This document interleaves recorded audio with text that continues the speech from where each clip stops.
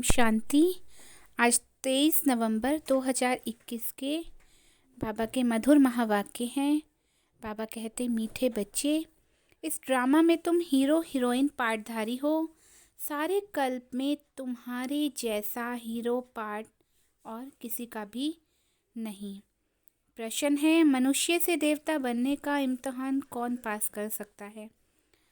उत्तर है, जो follow father कर बाप समान पवित्र बनते हैं वही ये इम्तिहान पास कर सकते हैं।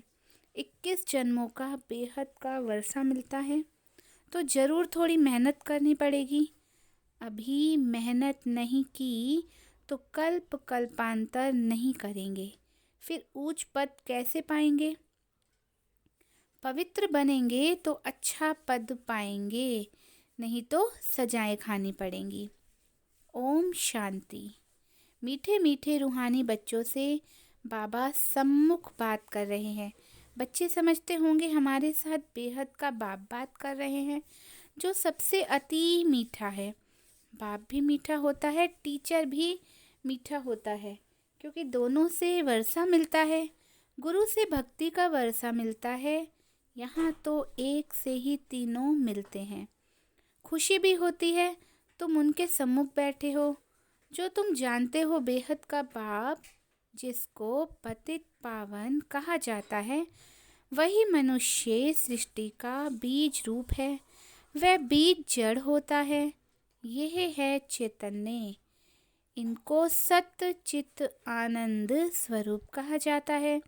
फिर उनकी महिमा भी है, वह ज्ञान का सागर है। परंतु उससे नॉलेज क्या मिलती है, यह किसी को पता नहीं। तुम जानते हो, जिन्हों को बाप नॉलेज दे रहे हैं वही भक्ति मार्ग में इनके मंदिर शास्त्र आदि बनाते हैं। ये भी तुम जानते हो कि बरोबर 5000 वर्ष के बाद एक कल्प का संगम आता है। इसको कहा जाता है रूहानी अविनाशी पुरुषोत्तम संगम युग। यूँ तो उत्तम पुरुष बहुत ही होते हैं, परंतु वे एक जन्म में उत्तम पुरुष बनते हैं, फिर मध्यम कनिष्ठ हो पड़ते हैं। लक्ष्मी नारायण देखो कितने उत्तम पुरुष हैं। यह हैं पुरुषोत्तम और पुरुषोत्तम मणि। ऐसा उत्तम दोनों को किसने बनाया? गाया जाता है, ऊंच ते ऊंच भगवान है, वह ऊपर में रहते हैं। मनुष्य सृष्टि में ऊंचे ते ऊंच ये विश्व महाराजा महारानी है। ऊंचे ते ऊंच भारत में राज्य करते थे। अब ये राज्य उन्होंने कैसे पाया, यह किसको पता नहीं। ऐसा बाप जो तुमको इतना ऊंच बनाते हैं, वह कितना मीठा लगना चाहिए, उनकी मत पर चलना चाहिए। ऐसा ऊंचा विश्व का मालिक बनाने वाला बाप पढ़ाते कैसे साधारण रीति से हैं। ये भी तुम जानते हो कि बेहद का बाप भारत में आता है, शिव जयंती भी मनाते हैं, भारत को आकर स्वर्ग बनाते हैं।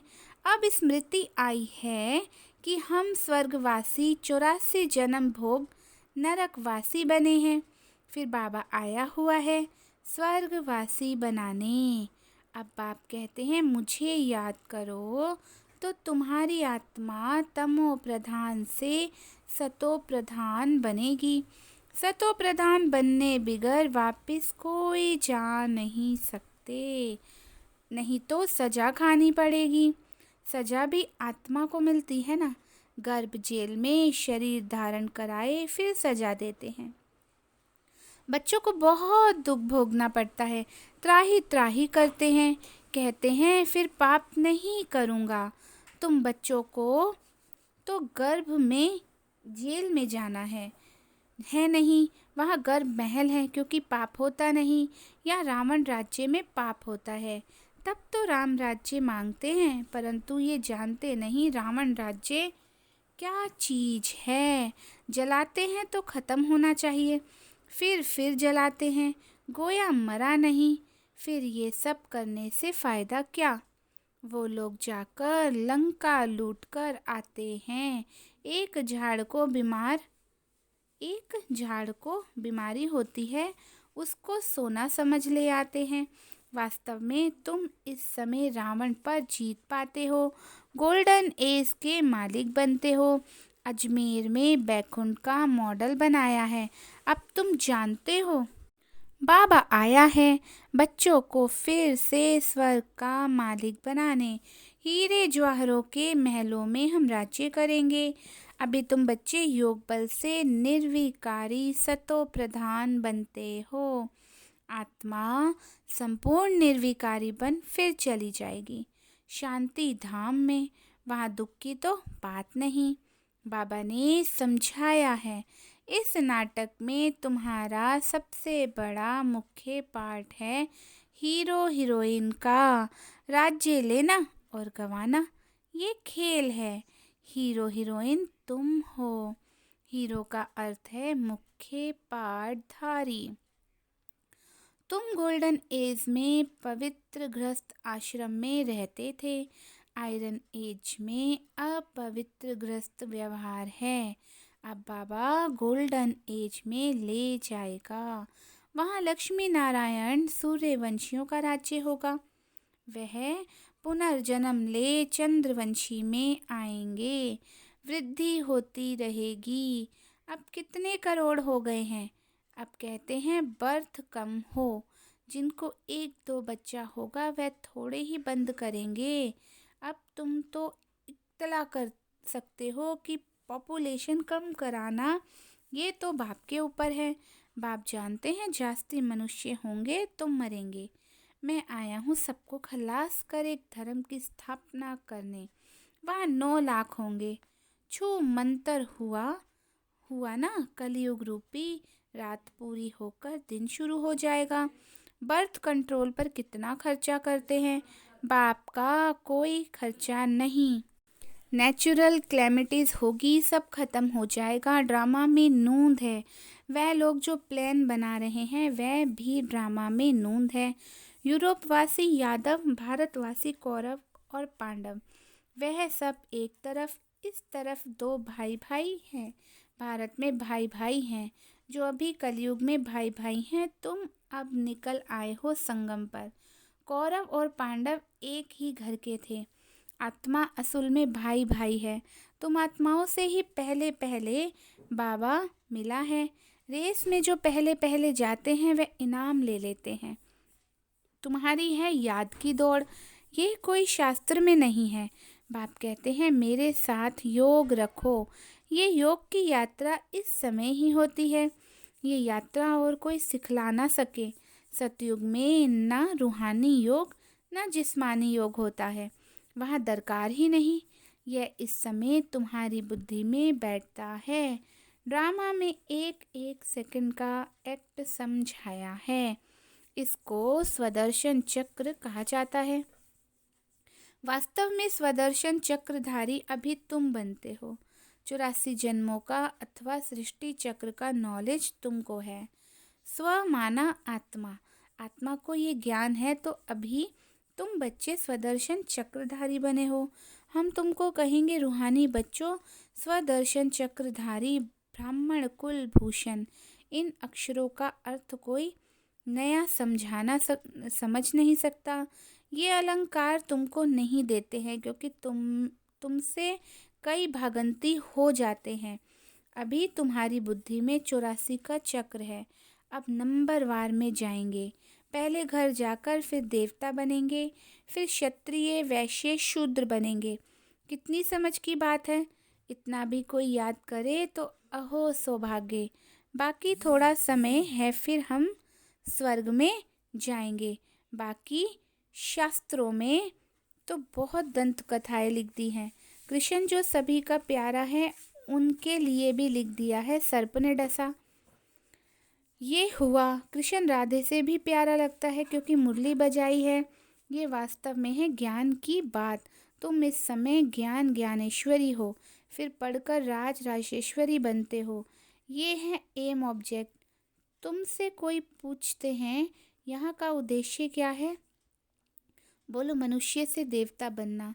हम सो देवता थे, 84 जन्मों बाद शूद्र बने हैं, अब फिर ब्राह्मण बने हैं, फिर देवता बनेंगे। पढ़ाने वाला ज्ञान का सागर परमात्मा है ना कि कृष्ण। ये राजयोग कोई भी सिखला ना सके। तुम कहते हो बाबा हम कल्प कल्प आपसे आकर राज्य भाग्य लेते हैं, ये भी तुम जानते हो इस महाभारी लड़ाई से ही स्वर्ग के गेट खुलने वाले हैं। बाबा आकर राजयोग सिखलाते हैं तो जरूर स्वर्ग चाहिए, नर्क खत्म होना चाहिए। ये महाभारी लड़ाई शास्त्रों में है। खांसी आई ये किसको होती है? शिव बाबा को या ब्रह्मा बाबा को? ब्रह्मा को। ये कर्म भोग है, अंत तक होता रहेगा। जब तक संपूर्ण बन जाए फिर ये शरीर भी नहीं रहेगा, तब तक कुछ ना कुछ होता रहेगा। इसको कर्म भोग कहा जाता है। सतयुग में कर्म भोग होता नहीं, कोई बीमारी आदि होती नहीं। हम एवर हेल्दी एवर वेल्दी बनते हैं, हर्षित रहते हैं क्योंकि बेहद के बाप से वर्षा मिलता है। फिर आधा कल्प के बाद दुख शुरू होता है। जब भक्ति व्यभिचारी हो जाती है तब दुख जास्ती हो जाता है, तब त्राही त्राही करते हैं और फिर विनाश होता है। अब तुम सम्मुख सुनते हो तो कितना मज़ा आता है। जानते हो ये हमारा सच्चा बाप, सच्चा टीचर, सच्चा सतगुरु है। ये महिमा एक ही निराकार बाप की है, वह है ऊंचे ते ऊंचा भगवान। उस बाप को याद करो तो ऊंच पद पाएंगे। ये कोई साधु संत महात्मा तो तख्त पर नहीं बैठता है, कभी पाँव पड़ने भी नहीं देते हैं। बाप कहते हैं मैं तुम्हारा ओबीडिएंट सर्वेंट हूँ, मुझे पैर कहाँ हैं, तुम माथा किसको टेकेंगे। बहुत गुरुओं को माथा टेकते टेकते तुम्हारी टिप्पणी ही घिस गई है। जो भक्ति मार्ग में होता है वह ज्ञान मार्ग में हो ना सके। भक्ति मार्ग में कहते हैं हे राम, बाप कहते हैं यहाँ कोई आवाज़ नहीं करना है, अपने को आत्मा समझ गुप्त बाप को याद करना है। हे शिव भी कहना नहीं है, तुमको आवाज़ से परे जाना है। बच्चे को अंदर में बाप याद रहता है, आत्मा जानती है कि ये हमारा बाबा है। तुमको अंदर गुप्त याद करना है, इसको अजपा याद कहा जाता है। जाप नहीं करना है, माला अंदर फेरो या बाहर फेरो, बात एक ही है। अंदर फेरना कोई गुप्त नहीं, गुप्त बात है अपने को आत्मा समझ बाप को याद करना। वह शिव बाबा, ये प्रजापिता ब्रह्मा तुमको डबल इंजन मिलती है श्रृंगारने के लिए। इनकी आत्मा भी श्रृंगार रही है। फिर सब चलेंगे पियर घर, वहाँ से फिर ससुर घर विष्णुपुरी में आएंगे। ये है डबल पियर घर, अलौकिक, वो लौकिक व पारलौकिक। इस अलौकिक बाप को कोई जानते नहीं, तब कहते हैं इस दादा को क्यों बिठाया है। ये किसको पता नहीं है कि इस तन से परमात्मा पढ़ाते हैं। ये बहुत जन्मों के अंत में पूज्य से पुजारी बने हैं, राजा से रंक बने हैं। बाबा समझाते हैं इस तन में प्रवेश करता हूँ, फिर भी किसकी बुद्धि में बैठता ही नहीं। मंदिरों में बैल रख दिया है। अब शंकर तो है सूक्ष्म वतन वासी, सूक्ष्म वतन में बैल आदि तो होते ही नहीं। बैल अर्थात मेल, भागीरथ को मेल दिखाते हैं। मनुष्य तो बिल्कुल बेसमझ बन पड़े हैं। बाप कहते हैं रावण ने बेसमझ बनाया है। खुद कहते हैं राम राज्य चाहिए। अब राम राज्य तो सतयुग में होता है, कलयुग में रावण राज्य। राम और रावण भारत में होता है। शिव जयंती भी भारत में मनाते हैं, रावण जयंती नहीं मनाते क्योंकि दुश्मन है ना। जयंती उसकी मनाई जाती है जो सुख देता है। अब शिव बाबा आकर ज्ञान सुनाते हैं और रावण पर जीत पहनाते हैं। अब तुम जानते हो रावण क्या चीज़ है, कब आते हैं, एक्यूरेट हिसाब बताया जाता है। ये बातें अच्छी रीति धारण करो, भूलो मत। ज्ञान सागर के पास बादल बनकर आए हो, भरकर वर्षा बरसानी है। धारणा बड़ी अच्छी चाहिए। यहाँ तुम सम्मुख बैठे हो, भासना आती है हम बेहद बाप के सम्मुख बैठे हैं, भास घर में बैठे हैं, ब्राह्मण कुल भूषण भी हैं, मम्मा बाबा भी हैं। बाबा हमको टीचर के रूप में पढ़ा रहे हैं, सतगुरु के रूप में साथ ले जाएंगे। वह गुरु लोग तो ले जा नहीं सकते, गुरु का काम है फॉलोअर्स को साथ ले जाना। वास्तव में वह फॉलोअर्स भी अभी है नहीं, वह सन्यासी, वह गृहस्थी, तो फॉलोअर्स कैसे ठहरे? तुम शिव बाबा को भी फॉलो करते हो, ब्रह्मा बाबा को भी फॉलो करते हो, जैसे ये बनते हैं तुम भी बनते हो। हम आत्मा पवित्र बन बाबा के पास चली जाएंगी। बाबा कहते हैं मामे कम याद करो, सच्चे सच्चे फॉलोअर्स तुम हो। बाप कहते हैं मैं आया हूँ तुमको ले जाने के लिए, अब ज्ञान चिता पर बैठो तो ले जाऊंगा। सतयुग में लक्ष्मी नारायण का राज्य था। उस समय और सब धर्म शांति धाम में थे। ये बातें बड़ी सहज हैं।